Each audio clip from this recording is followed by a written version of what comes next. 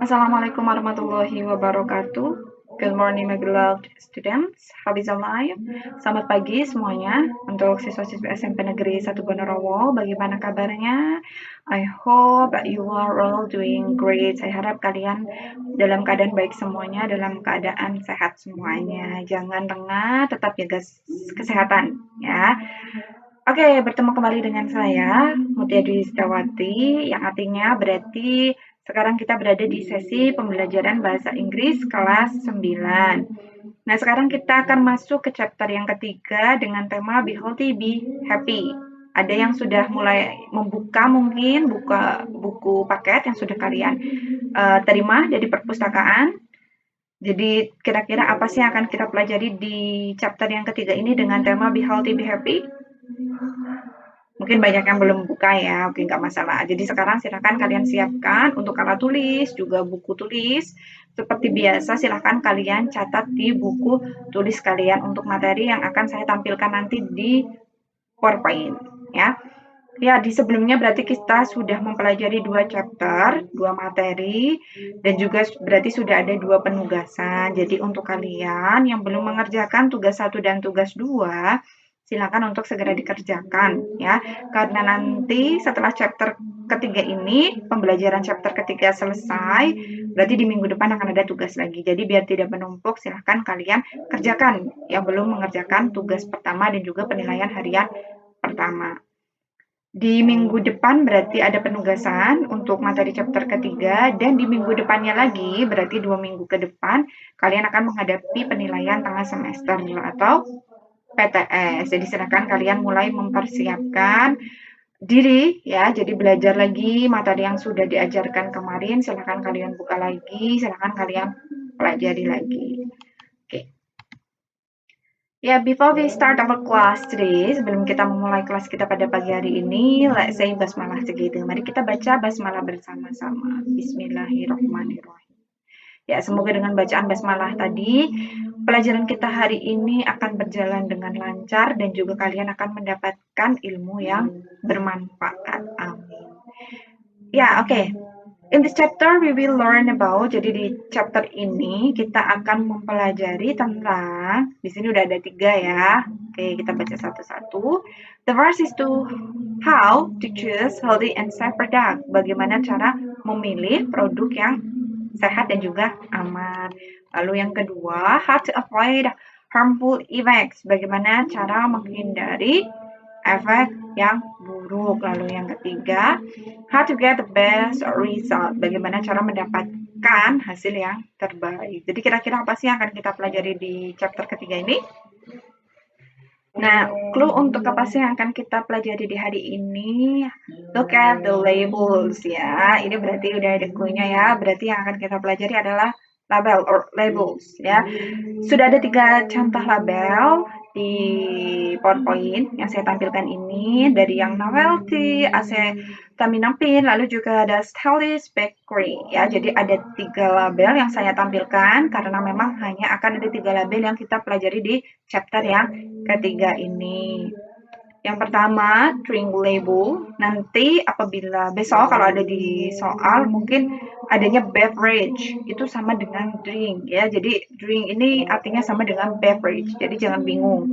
Lalu yang kedua yang akan kita pelajari adalah drug label atau medicine atau obat, label obat. Lalu yang ketiga adalah food label. Jadi ada minuman ya, drink or beverage label, lalu ada drug or medicine label, lalu juga ada food label. Jadi ada 3 label yang akan kita pelajari di chapter yang ketiga ini.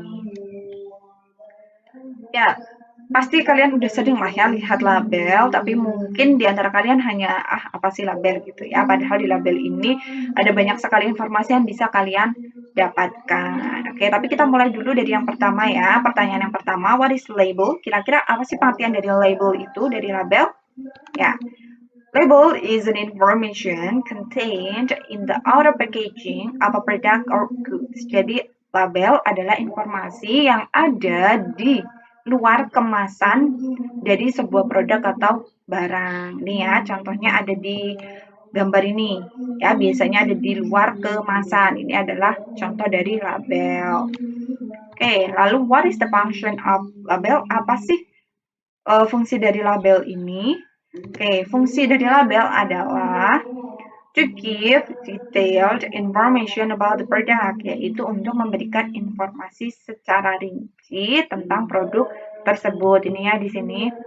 Nah, lalu yang kedua adalah to choose healthy and safe products, to avoid harmful effects, and to give the best result. Nah, dengan disajikannya informasi yang detail tersebut, diharapkan label ini berfungsi juga agar pembacanya ini atau ya kalian yang memakan mungkin contohnya makanan ini bisa memilih produk yang aman dan juga yang sehat, lalu juga bisa menghindari efek yang buruk, juga bisa memberikan hasil yang terbaik. Jadi misalnya ada yang mungkin alergi dengan salah satu bahan makanan, dan dengan adanya label ini, nanti di label ini kan ada juga bahannya ya, ingredients-nya. Nah, dari situ kalian bisa menghindari efek yang buruk.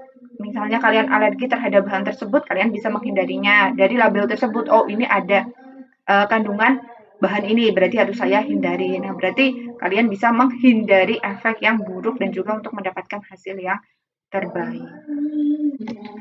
Ya, lalu what information can we get on drug label? Jadi apa sih informasi yang bisa kita dapatkan dari label obat ya. Yang pertama, the brand of the drug. Jadi ada mereknya. Lalu yang kedua, the name of the drug, nama dari obat tersebut. Yang ketiga, the description of the drug atau deskripsi dari obat tersebut. Lalu juga ada the content or amount of the drug. Jadi ada isinya, jumlahnya itu ada berapa sih obat tersebut gitu ya, berapa mili, atau mungkin kalau tablet ya ada berapa tablet gitu. Lalu yang kelima, the use or uses of the drug. Jadi kegunaan dari obat ini ya, kalau banyak berarti uses. Kegunaannya ada banyak. Lalu yang keenam, the directions to use and dosage of the drug. Cara penggunaan dan juga dosis obat. Lalu the directions to store the drug, yaitu cara penyimpanan obat.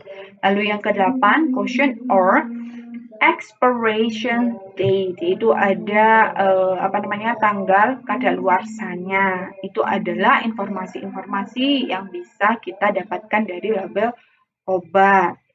Lalu yang selanjutnya, what information can we get on food and beverage or drink label? Ingat ya, beverage itu sama dengan drink, minuman ya, jadi jangan bingung. Nah, oke, kalau yang tadi kan obat. Nah, kalau sekarang informasi apa sih yang bisa kita dapatkan dari label makanan dan juga minuman? Yang pertama adalah the name of the product atau nama dari produk itu. Yang kedua, the description of the product, yaitu adalah deskripsi dari produk tersebut.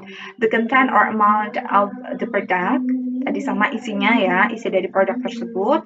The ingredients of the product, bahan-bahannya. Lalu the directions about the use of the product, bagaimana cara penggunaannya. Mungkin kalau ini yang instan ya. Terus juga ada yang the directions to store the product, bagaimana cara penyimpanannya. Lalu yang terakhir adalah the caution or expiration date ya. Jadi sama, yang terakhir ada tanggal kadaluarsanya. Ya, itu tadi adalah informasi-informasi yang bisa kalian dapatkan dari label obat dan juga makanan. Nah, sekarang mari kita analisis salah satu contoh drug label ya, medicine ya. Di sini sudah ada contoh label obat. Terus mari kita analisis tadi udah bagian-bagian yang ada di drug label itu apakah ada di label yang ini atau tidak. Oke, dari yang pertama dulu tadi ya. Bagian yang pertama adalah brand of the drug. Di sini ada brandnya yaitu X. Lalu yang kedua, name of the drug, nama dari obat ini. Vapodrops plus cough. Ini adalah nama dari obat tersebut ya. Ada brand, ada juga namanya. Lalu yang ketiga adalah the description of the drug. Di sini ada new lozenges. Ya, jadi bentuknya tablet yang terbaru ini adalah bentuk tablet. Lalu yang keempat ada content or amount. obat. Tapi sayangnya di sini not available ya. Biasanya kan ada berapa miligram secara keseluruhan. Kalau di sini kan adanya cuman bagian-bagiannya ya. Ini bagian-bagiannya saja. Biasanya kan ada misalnya terdiri dari 10 lozenges atau 10 tablet. Nah, tapi kalau di sini nggak ada, berarti not available. Lalu yang kedua uses, di sini karena ada banyak berarti uses ada 3 ya, bisa untuk meringankan batuk, juga untuk hidung tersumbat dan juga untuk sakit tenggorokan. Lalu yang keenam ada directions to use and dosage. Di sini ada bagaimana cara penggunaannya dan juga ada dosisnya ya. Kalau untuk dewasa dan juga anak-anak di sini udah ada cara penggunaannya, minum obatnya sih berapa gitu. Lalu yang ketujuh adalah direction to store, bagaimana cara untuk menyimpannya. Sebenarnya ada lagi satu ya, yaitu expiration date atau tanggal kadaluarsa, tapi di sini tidak ada. Biasanya kalau misalnya obat mungkin kan kardusan ya, lah itu biasanya di kardusnya. Ini adalah informasi-informasi yang bisa kita dapatkan dari label obat ya. Ya, tadi kita sudah menganalisis salah satu contoh label obat ya. Jadi informasi-informasi apa aja yang kita dapatkan dari label obat tersebut. Nah, sekarang kita akan menganalisis beverage label ya. The information we can get on the beverage label. Ingat ya, beverage itu sama dengan drink, minuman. Oke, mari kita analisis. Jadi yang pertama, brand of product-nya yaitu Kraton Tea. Lalu nama produk, name of product ini adalah tea. Terus content or amount, net weight 60 ml. Di sini ada. Lalu juga description-nya. Ini ada di atas.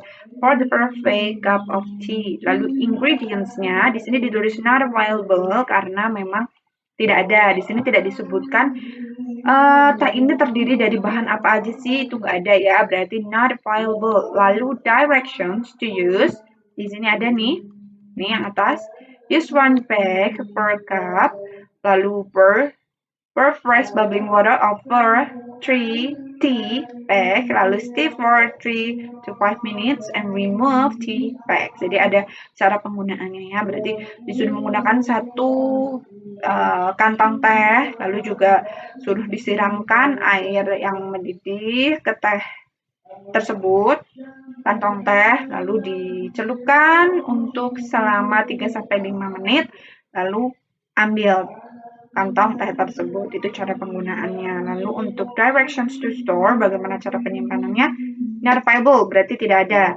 karena memang tidak ada.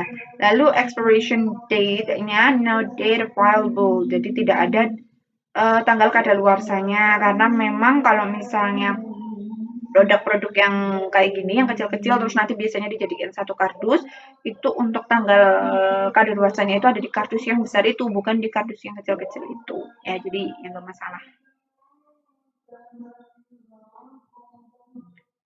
Oke, kita masuk ke contoh soal ya. Ya, dari yang pertama dulu. Di sini sudah ada label, drug label. Ya, terus di sini ada 2 soal juga. Kita baca dulu pertanyaan yang pertama. The medicine cannot relieve. Jadi yang ditanyakan adalah obat ini itu tidak bisa menyembuhkan apa aja sih? Berarti penyakit yang tidak bisa disembuhkan dengan obat ini. Di sini nih ya, di yang kolom ini uses kegunaannya, yaitu relieve the symptoms due to hay fever or other upper respiratory allergies, sneezing, runny nose, itchy, watery eyes, itchy throat. Ini adalah penyakit yang bisa disembuhkan. Berarti kira-kira di sini yang tidak ada yang apa sih? Fever, kira-kira bisa nggak? Ada ya di sini fever, oke benar. Diarrhea, ada nggak di sini? Belum ada. Coba kalau runny nose, di sini ada. Itchy throat, di sini juga ada. Berarti yang tidak ada atau penyakit yang tidak bisa disembuhkan dengan obat ini adalah diarrhea, ya, diare. Lalu yang kedua, the purpose of the label is, yang ditanyakan adalah tujuan dari label ini apa sih? Dari yang pertama, to describe the illness that can be cured by the product, atau to inform the process of making the product. Lalu yang C, to explain the ingredients of the product, atau to persuade people to use the product. Kira-kira yang mana?